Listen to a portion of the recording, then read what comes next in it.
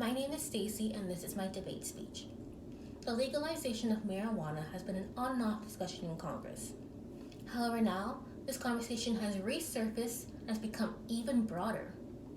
In November 2020, Oregon voted in their ballot measure to decriminalize all drugs.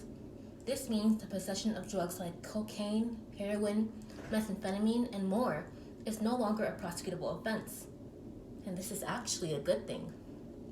Many argue that the decriminalization of drugs sends the wrong message, is immoral, and will wreak havoc on America's already existing drug problem. However, it's been proven that decriminalization actually does otherwise. In 2001, the country of Portugal had a major drug problem. And then their lawmakers voted to decriminalize all drugs. The rest of the world thought they were crazy. But with their move, they proved that decriminalization actually stimulates the economy, increases life expectancy, decreases overdoses, and decreases the prison population, which is already a major problem in America. The tactics used during the war on drugs and even the tactics used today have been proven more harmful than beneficial, especially for the Black community. Decriminalization is a step in the right direction as it treats drug abuse as a public health crisis and not as a crime.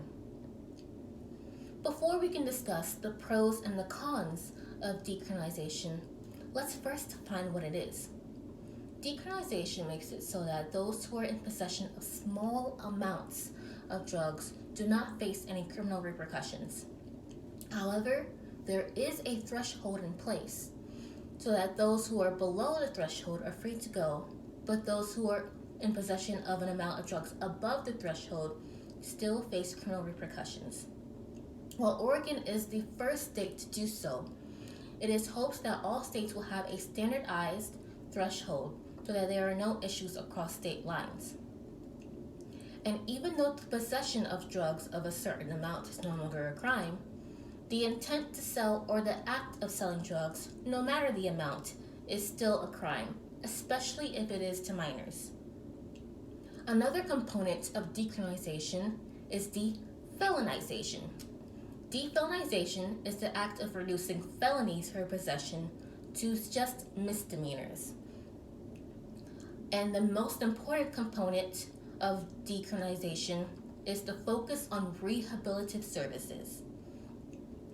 This diverts people who would have went to prison to rehabilitative services to help them recover from their drug abuse problem. Now, let's discuss the cons. While the positives of decriminalization greatly outweigh the negatives, these negatives still exist. Many people are concerned with the morality and cost associated with decriminalization. Decriminalization also applies to minors, so many fear that minors will be trying drugs when they are away from adult supervision and not have to fear from criminal repercussions. People also fear for the people who have a genetic predisposition to drug abuse. There are people who, due to their genetic makeup, are more likely to fall to drug abuse than the average person.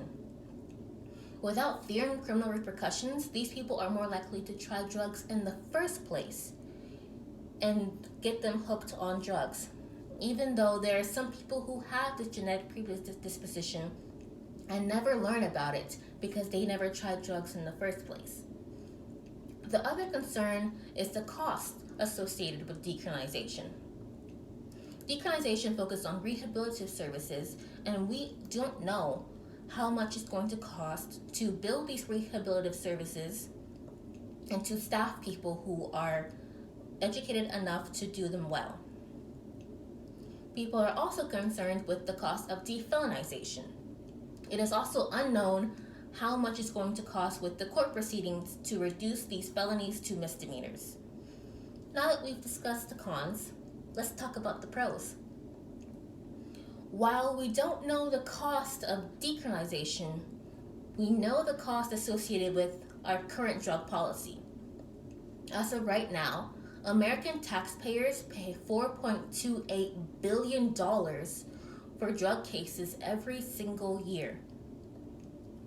It's also been shown that there are 1.5 million arrests for drug possession each year, and this is more than all the violent crimes combined.